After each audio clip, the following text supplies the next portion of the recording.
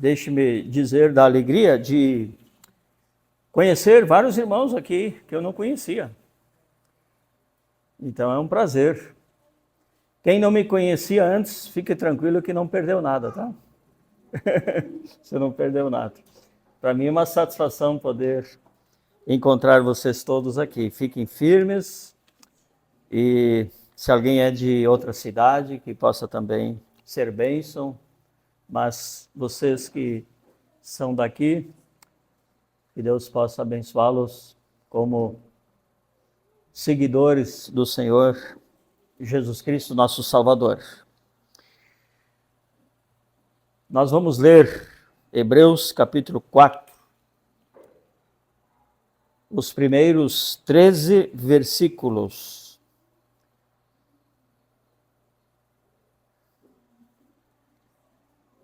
A nossa palavra-chave, eu acho que para janeiro e essa época até que cabe bem, descanso. De repente férias, né? Mas nós temos aqui a ideia básica, descanso. Na verdade, teologia do descanso.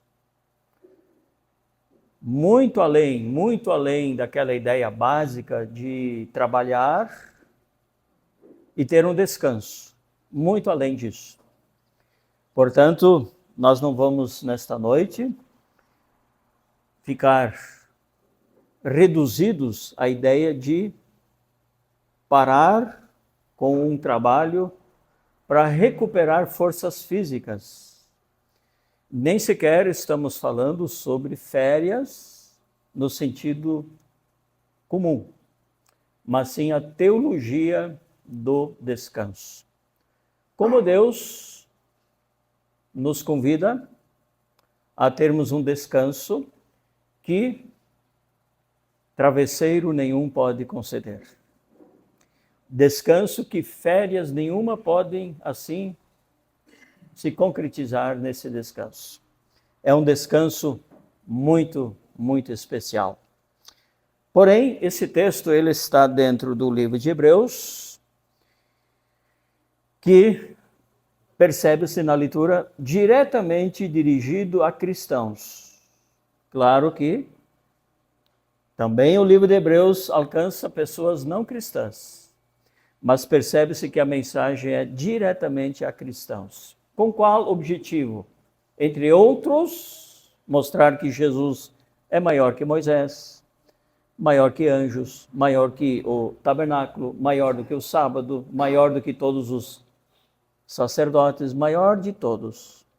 Mas também, ao mesmo tempo, Hebreus nos convida a sermos perseverantes, de não desanimarmos na nossa caminhada com Cristo. Então vamos ler Hebreus 4, 1 em diante. Portanto, ainda que nos tenha sido deixada a promessa de entrarmos no descanso, ou no seu descanso, tememos que algum de vós pareça ter falhado. Porque as boas novas também foram pregadas a nós, assim como a eles. Mas a palavra da pregação de nada lhes aproveitou, porque não foi acompanhada pela fé nos que a ouvem, ou a ouviram.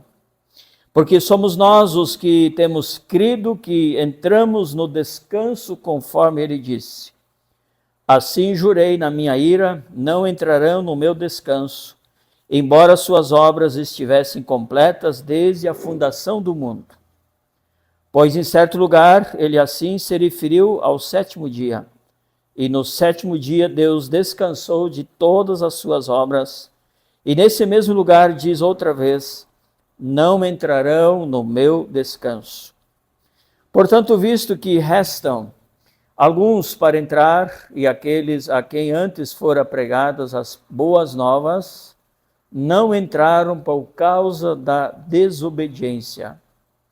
Determina outra vez certo dia, chamado hoje, depois de passardes tanto tempo, ao dizer por intermédio de Davi, como já havia sido falado antes, hoje, se ouvirdes a sua voz, não endureçais os vossos corações, pois Deus não teria falado depois disso a respeito de outro dia, se Josué lhes houvesse dado descanso. Portanto, assim resta um repouso sabático para o povo de Deus. Assim como Deus descansou de suas obras, aquele que entrou no descanso de Deus também descansou das suas.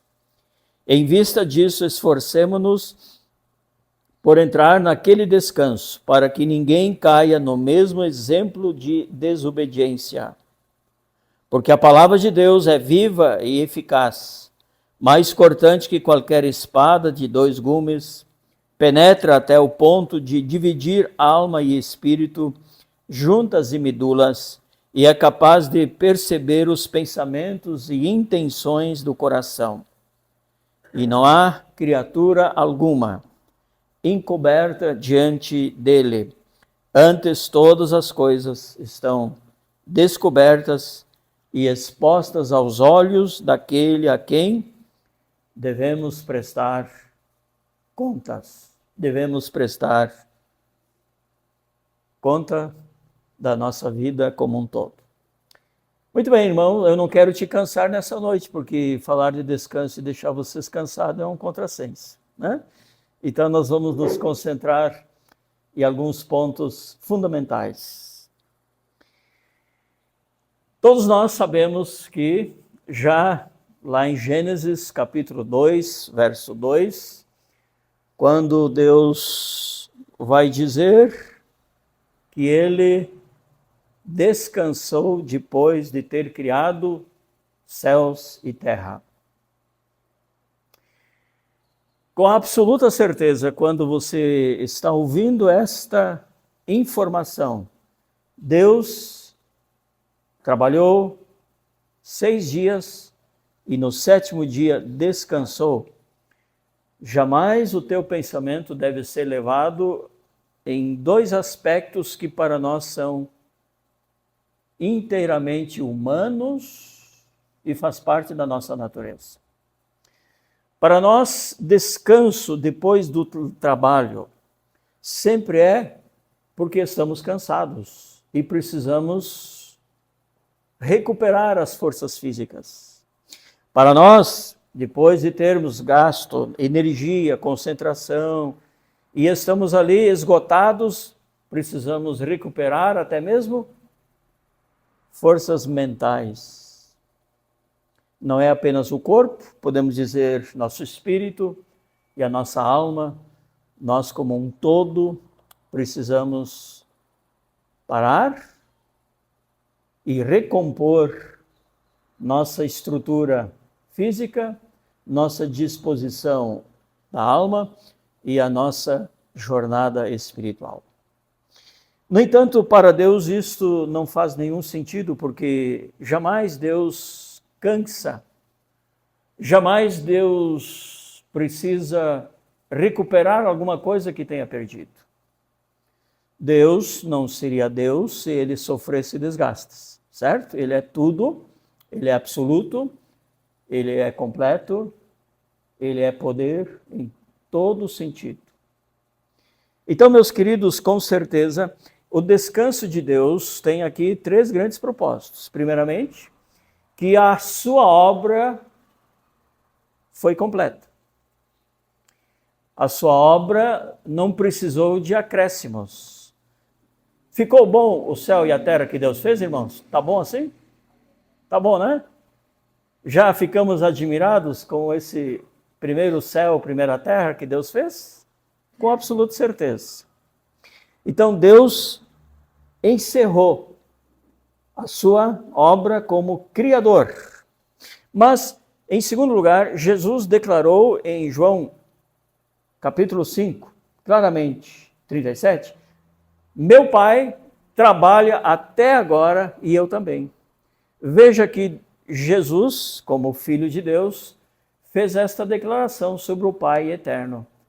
Ele trabalha até agora e eu também. Então, Deus não está descansando. Deus está trabalhando. Deus está ativo. E a terceira observação é que com esta clara ideia de que Deus descansou após a obra completa, é que ele vai nos incluir num descanso que, como já falei no início, vai muito além do descanso físico que nós precisamos. Por quê? Porque, meus queridos irmãos, agora presta atenção, à luz ou conforme as Escrituras e tudo que nós podemos observar em nossa volta, descanso não é o contrário de trabalho. Presta atenção. Descanso não é antônimo de trabalho, mas descanso faz parte do trabalho. É uma parte que está incluída no labor, no trabalho. Tanto é que Deus diz claramente, quando vai dar os mandamentos, 6 dias trabalharás e no 7º dia você deve descansar. Não somente você, mas o teu boi, os teus escravos, os teus servos. Isso no contexto do Antigo Testamento. Dentro deste princípio, Deus não diz descansem, mas ele diz descansem após o trabalho. O descanso não é o oposto de trabalho. Se nós perguntássemos em relação ao trabalho, isso é visto na Bíblia como algo contra nós? Como algo maldito? Como algo ruim? Negativo? Não, não. O que tornou o trabalho mais pesado foi o pecado, certo? Mas a noção de trabalhar é uma bênção. Deus trabalhou e coloca o homem para trabalhar. E agora Deus, na sua justiça, descansou e dá esta bênção também ao ser humano. Então vejam a coerência de Deus. Vejam como a gente pode entender perfeitamente o valor do descanso e o valor de todo o trabalho. Então, é bênção trabalhar, como também é bênção descansar. 2 coisas boas, certo? O preguiçoso não gosta muito da primeira parte, né? Mas a Bíblia nunca dá apoio ao preguiçoso, sabia disso? Deus não dá apoio à preguiça. Todos nós somos convocados para sermos ativos. E sendo ativos, a bênção do descanso. Então, esta é a nossa primeira grande observação. A segunda observação a partir da leitura desse texto é que nós percebemos que o autor de Hebreus, que não sabemos exatamente quem foi, mas isso é uma questão secundária, esse autor, ele vai dizer que há um temor. Ele expressa isso já no primeiro verso, na parte final. Tememos que algum de vós pareça ter falhado. E na medida que nós vamos lendo esse texto dos 13 versículos sobre o descanso, e quando nós vamos ler, na verdade, a maioria dos capítulos de Hebreus trata do grande temor de que alguém tenha desanimado no caminho, de que alguém tenha desistido na caminhada. E falando de forma até mesmo coletiva, né, há em Hebreus uma clara exortação. Não abandonemos a prática de nos reunir, como é costume de alguns, mas pelo contrário, animemo-nos uns aos outros, quanto mais vedes que o dia se aproxima. Até mesmo então, no capítulo 10, verso 25, de forma muito prática, o autor diz: não deixemos de nos reunir como Igreja de Cristo Jesus. Nesta segunda observação, qual foi a forma que o autor de Hebreus fortalece cada um dos cristãos? Ele faz com que olhemos para trás, mas ao mesmo tempo ele faz com que nos fixemos para o futuro. E claro que quando você tem uma boa noção do que é passado e você tem uma boa compreensão do que está à espera no futuro, você consegue se fundamentar, se definir e fazer boas escolhas e tomar boas decisões no presente. Não é verdade? Quem não sabe muito bem olhar para trás e quem não sabe muito bem avaliar o que está pela frente, fica confundido quanto ao presente, certo? Uma pessoa perdida está perdida no presente porque é desleixado em relação ao passado e despreza também o futuro. Então, nesse equilíbrio, o autor de Hebreus nos leva para o passado e, ao mesmo tempo, ele nos conduz para o futuro. Quanto ao passado, ele vai mostrar que Deus tinha no seu projeto para o povo, aqui mais especificamente Israel, embora quando Israel foi tirado do Egito, o convite foi para que quem quisesse acompanhar, e egípcios acompanharam também. Deus sempre tratou dos peregrinos, dos estrangeiros, sempre Deus convidou outros povos, certo? Para fazer parte da jornada da história de Israel. Mas o que aconteceu em relação a esse grande grupo que saiu do Egito, foi liberto pelo poder de Deus e agora eles têm uma caminhada para a terra prometida, Canaã.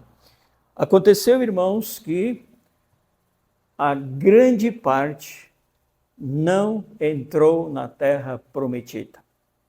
Esta noção de habitar na terra prometida, habitar nesse lugar que Deus dera, era comparado a descanso. Descanso em Canaã. Descanso na terra prometida. No entanto, porque a grande parte, não obstante todos os milagres que Deus fez, mesmo que viram obras grandiosas de Deus, a grande parte se queixava e desobedecia a Deus. E assim foram punidos pelo cancelamento. Deus cancelou a bênção do descanso na terra de Canaã. E, de uma forma muito clara, o autor de Hebreus, capítulo 4, ele vai usar como texto base o salmo que bem provavelmente foi escrito por Davi. E o que nós temos no salmo que foi escrito por Davi? O Salmo 95. Primeiramente fala sobre Deus que é grande, Deus que é poderoso, onde ele fala também, viemos e adoremos o Senhor. Mas a partir do verso 7 até 11, veja só, ouça apenas Salmo 95, de 7 a 11. Porque ele é nosso Deus e nós somos o povo que ele pastoreia, o rebanho que ele conduz. Se hoje ouvirdes a sua voz, não endureçais o coração como em Meribá, como no dia de Massá, no deserto, quando vossos pais me tentaram, pondo-me à prova, ainda que tivessem visto minhas obras, que significa todos os meus milagres, durante 40 anos, indignei-me contra eles. Eu me indignei contra toda esta geração. É um povo de coração obstinado, não anda nos meus caminhos, por isso jurei na minha ira, eles não entrarão no meu descanso. Especialmente o que acontece aqui no deserto, você pode ler com calma, Êxodo capítulo 17, de 1 a 7, e você pode ler também Números capítulo 20, de 1 em diante. E lá você vai ter a história de que, por causa da queixa contra Deus, porque faltava água para beber, e o povo não estava mais crendo que Deus de novo poderia providenciar água, Deus decidiu impedir todos os rebeldes que entrassem agora na terra prometida. Mas lhes foi tirado este privilégio. Você sabe quando você tem uma coisa preciosa nas mãos e é tirado? Quando nós éramos crianças, imagina se o nosso querido pai nos desse um presente com uma mão e tirasse com a outra. Deus jurou para si mesmo: não deixarei que este povo, esta geração, entre no meu descanso, que era a terra de Canaã. Pois é esta história que o autor de Hebreus traz para os cristãos. Lembrem-se do que aconteceu no deserto. Lembre-se do que aconteceu com uma geração inteira, com algumas exceções. Nós temos nos descendentes de Caleb e de Josué fiéis. Moisés também foi fiel. No entanto, Deus também tirou algo de Moisés. Moisés apenas pôde ver a terra de longe e acabou também não entrando na terra de Canaã. A segunda passagem do Velho Testamento que nós temos aqui é justamente quando Josué e agora esta geração nova, com exceção de todos os de Josué e de Caleb que foram fiéis, esse novo grupo de pessoas, liderada por Josué, pôde conquistar a terra de Canaã e pôde desfrutar da terra de Canaã. No entanto, meus queridos irmãos, inspirando Davi, portanto, nós lemos o Salmo 95, diz claramente que esta terra de Canaã não poderia representar para esse povo que ali entrou como verdadeiro descanso. Por isso que insiste o texto de Hebreus 4, que há uma outra grande promessa. Diz claramente que haverá um outro descanso, não aquele da terra de Canaã. Então, irmãos, nós podemos resumir até aqui o seguinte: Moisés e o seu povo é conduzido por uma promessa de um descanso, pois esse descanso nem todos desfrutaram, por causa da rebelião, desobediência, a grande parte não desfrutou deste descanso. Segundo estágio, agora nós estamos no período de Josué, em que esse povo que pôde entrar na terra de Canaã e ali habitar, pois bem, o que eles viveram, o que eles tiveram de descanso, na verdade, não foi o descanso verdadeiro, profundo e, de forma alguma, para sempre. Então, é nesse contexto em que há um descanso que não é bem o descanso maior. Deus vai inspirar Davi e Davi vai fazer esta profecia. Há um outro descanso lá na frente. Chegará um outro descanso lá na frente. E assim, quando nós chegamos no Novo Testamento, aí nós vamos descobrir que, de fato, meus queridos irmãos, nenhuma pessoa aqui na Terra, nenhum ser vivente aqui neste mundo já experimentou o descanso no sentido de novos céus e nova terra. Esse descanso ainda está no futuro. E é para esta grande verdade que nós lemos o texto de Hebreus capítulo 4. Mas qual é a grande bênção desta passagem? Diz assim o verso 11: em vista disso, esforcemo-nos por entrar naquele descanso, para que ninguém caia no mesmo exemplo de desobediência. Então, a grande didática de Deus para nós, igreja, é, primeiramente, mostrar que uma vez Deus disse que conduziria um povo a um descanso. Deus prometeu a um povo esse descanso.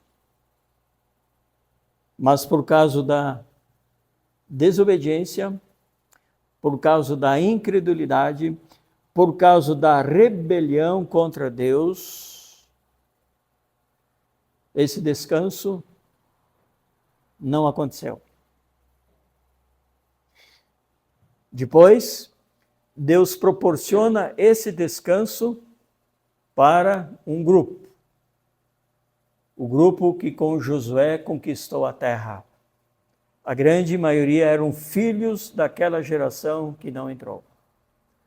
Pois ainda que eles tiveram esse descanso, não tiveram o descanso pleno, o descanso satisfatório, o descanso eterno. E então Deus faz a promessa de que lá na frente existe esse grande descanso. Esse descanso que é novos céus e nova terra. O que podemos colher nesta noite de uma forma prática? Primeiramente, que a história de cada um de nós pode terminar muito bem. Como seria difícil para nós pastores, né, querido pastor Rodrigo, se nós não pudéssemos falar de uma garantia, se nós não pudéssemos falar de uma certeza. Imagina se nós tivéssemos que prometer coisas duvidosas. Se nós tivéssemos que pregar alguma coisa que a gente ainda não sabe bem se vai ser assim. Graças a Deus que todo pregador tem esta grande bênção de anunciar uma verdade absoluta, certa, garantida. Porque Deus, aquele que prometeu, é fiel. Então esse é o primeiro destaque. Deus mesmo prometeu isso. E Deus prometendo isso, ele diz que nós podemos ter esta certeza, porque a palavra de Deus é verdadeira, ela é viva e eficaz. Esta palavra, ela é tão forte e tão verdadeira, que ela pode ser comparada a uma espada afiada de 2 gumes. E esta espada de 2 gumes, ela consegue dividir, separar alma e espírito, juntas e medulas. É claro que Deus não está dizendo sobre esquartejar um corpo, mas Deus está falando de uma palavra onde ele conclui: é capaz de perceber os pensamentos e as intenções do coração. Então, se nesta noite você, meu querido ouvinte, você que estará ouvindo essa mensagem, talvez num outro momento, nós todos que estamos ouvindo a voz de Deus nesta noite, nós podemos ter certeza de que esta promessa Deus cumprirá, como cumpriu todas as outras. Agora, em segundo lugar, fica bastante claro que para ilustrar, presta atenção, para ilustrar que Deus vai dar descanso àqueles que perseveram em Jesus, Deus vai dar descanso para aqueles que seguem o caminho em Cristo Jesus. Deus, ao longo da história, ele deu provas mostrando o contrário. O que você acha de um pai que dissesse para o seu filho: filho, se você me obedecer, eu vou te dar este galardão, este presente. Filho, se você me amar e fizer o que eu quero, você receberá esta recompensa.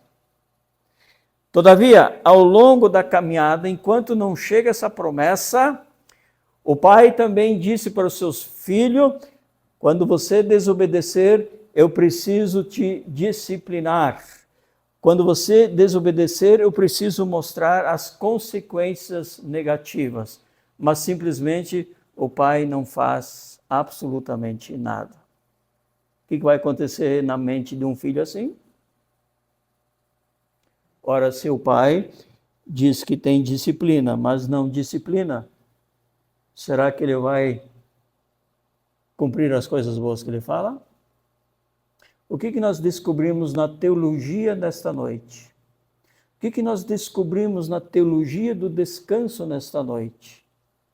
Que Deus foi fiel, tanto em recompensar, como Deus também foi fiel em trazer o seu julgamento. E é assim que nós terminamos a leitura. E não há criatura, não há homem algum encoberto diante dele. Antes, todas as coisas estão descobertas e expostas aos olhos daquele a quem devemos prestar contas. Sim, esta é a didática de Deus. Ele cumpre as bênçãos, as recompensas, os galardões. Mas ele também cumpre o julgamento para todo aquele que lhe desobedece. Aqui você tem um exemplo claro dessa espada de dois gumes, certo? É uma espada que funciona para dizer que Deus abençoa quem faz a sua vontade. E esta mesma espada, ela também funciona para Deus castigar o desobediente. Deus é justo, Deus é santo, Deus é fiel nos dois aspectos, quer galardoando, quer castigando. Esse é o nosso Deus, esta é a teologia do descanso. Descanso por toda a eternidade, ou total falta de descanso para toda a eternidade. Em último lugar, meus queridos irmãos, nós agora vamos nos concentrar numa das histórias mais ilustrativas sobre essa questão de descanso. Uma coisa extraordinária. Para isso eu quero lhe convidar, vamos ler Marcos capítulo 6, por gentileza, o nosso último texto. Marcos capítulo 6. Nesta história, Jesus disse para os seus discípulos. Vamos ler Marcos, capítulo 6, a partir do verso 30. Marcos, capítulo 6, a partir do verso 30. Os apóstolos reuniram-se com Jesus e contaram-lhe tudo o que havia feito e ensinado. E ele lhes disse: acompanhai-me a um lugar deserto, descansai um pouco. E agora vem uma explicação, irmãos. Por que Jesus convidou os discípulos? Vamos para o deserto, vamos descansar. Qual a explicação? Diz assim o verso 31, parte final. Porque os que iam e vinham, ou seja, a multidão, eram muitos. E eles, ou seja, os discípulos, com Jesus naturalmente, e eles não tinham tempo nem para comer. Assim, eles se retiraram de barco para um lugar afastado no deserto. Todavia, muitos os viram partir e os reconheceram e, vindo de todas as cidades, correram a pé para lá e chegaram antes deles. Ao desembarcar, Jesus viu uma grande multidão e teve compaixão dela, pois eram como ovelhas que não têm pastor, e começou a ensinar-lhes muitas coisas. Como já era tarde, seus discípulos aproximaram-se dele e disseram: o lugar é deserto, e já muito tarde. Manda-os embora para que possam ir aos campos e povoados em redor e comprem algo para comer. Ele, porém, lhes respondeu: dai-lhes de comer vós mesmos. Então eles lhe perguntaram: compraremos 200 denários de pão para dar-lhes de comer? Ao que eles lhe disse: quantos pães tendes? E de ver. Tendo-se informado, eles responderam: 5 pães e 2 peixes. Então lhes ordenou que fizessem todos se assentar em grupos sobre a grama verde. E eles se sentaram em grupos de 100 e de 50. E tomando os 5 pães e 2 peixes, Jesus ergueu os olhos no céu, abençoou os pães e os peixes e os partiu. Em seguida entregou-os aos discípulos para que os servissem e também repartiu os peixes para todos.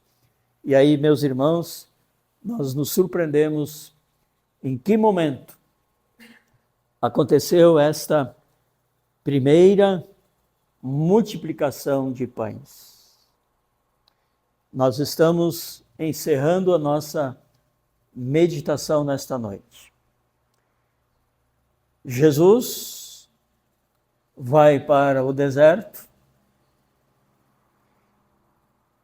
com o plano de proporcionar aos seus discípulos 2 coisas muito bem interligadas. E, ao mesmo tempo, o que os 12 precisavam e o que ele também precisava. As 2 coisas germinadas foram descanso físico e uma refeição tranquila.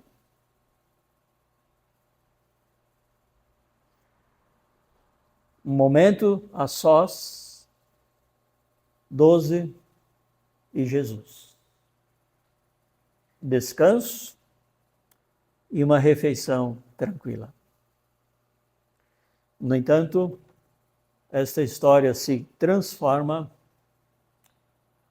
em ensino para uma multidão. E onde também esta multidão se torna agora aqueles que recebem descanso, são acomodados na grama, são acomodados em grupo de 100 e 50. E todos eles podem se alimentar. É interessante que tudo partiu da ideia de descanso, não é verdade? A motivação foi descanso. E o resultado foi uma multidão. Foi abençoado com a ideia tão sagrada e ao mesmo tempo tão natural e ao mesmo tempo, irmãos, tão compreensível para um grupo de 13 pessoas, como os 12 e Jesus, que não tinham nem tempo para comer a maioria das vezes. E o povo era tanto, os que vinham e iam, era mais do que justo que eles tivessem um descanso físico e alimento. Mas com esta história, Deus, eu espero que a câmera consiga me captar aqui a imagem, né? Eu gosto de chegar perto do povo quando estou terminando uma mensagem. Seria algo tranquilo entender Jesus com os 12. Vamos para o deserto. Vamos ficar um pouco sozinhos. Vamos descansar. Vamos fazer uma refeição tranquila. Justo, correto, tranquilo, compreensível, etc, etc. E de repente, o descanso se multiplicou no descanso de uma multidão de 5.000 homens, fora mulheres e crianças. De repente, aquele alimento se transformou em alimento para 5.000 homens, fora mulheres e crianças. Conclusão? Se nós fizermos as coisas dentro do que nos é possível, Deus abençoará no que é impossível. Certo? A gente deve fazer as lições? Deve. A gente deve fazer as tarefas? Deve. A gente deve tirar um tempo para descansar, irmãos? Deve. A gente também deve se preocupar em ter um bem-estar? Deve. A gente deve fazer com que as coisas fiquem tranquilas? Deve. Mas jamais deixando de abençoar outros. Certo? Jamais sendo inteiramente egoístas. De repente, a bênção para os 13 se transformou em bênção para uma multidão. Então, se você se preocupar em fazer o trabalho normal, certo? Se você se preocupar em cuidar do teu corpo, ter também o descanso, se você se preocupar em estar bem dentro do possível, você é um instrumento. Você é um instrumento para abençoar a outros.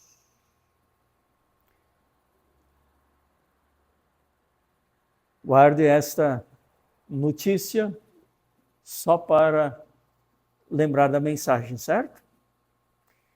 Há alguns dias atrás, a Polícia Rodoviária Federal do Paraná flagrou um caminhão sem freios, pneus no arame e o motorista sem descanso. Perigoso, não é? Perigoso. E eu faço a pergunta: como você está? Já sem freio?